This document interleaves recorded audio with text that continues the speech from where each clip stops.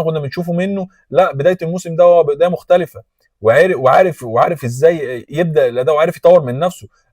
يعني مع احترامي لمحمد هاني، كان المواسم الثانيه زي البتنجان برضه بالصلصه، بس السنه دي ان شاء الله بسبوسه حلو ماشيه وزي الفل وجميله.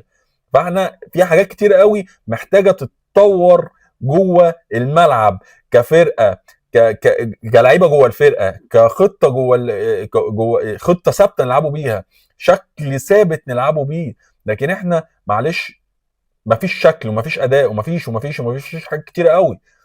انا مش يا فرحتي اكسب انا 1-0، يا جميل ما شاء الله ماشي، خدنا طلعنا الدور اللي بعديه. ها وبعدين اداء زي الزفت، اداء زي الزفت. وانا اسف على ان انا بقول كده، انا اسف ان انا بقول كده، بس والله العظيم اقسم بالله واحد بيتفرج على النادي الاهلي دلوقتي بيتحرق دمه من اداء. انا طول عمري ما بحبش الاهلي يكسب بدون اداء. انا طول عمري كده، انا متربي على كده.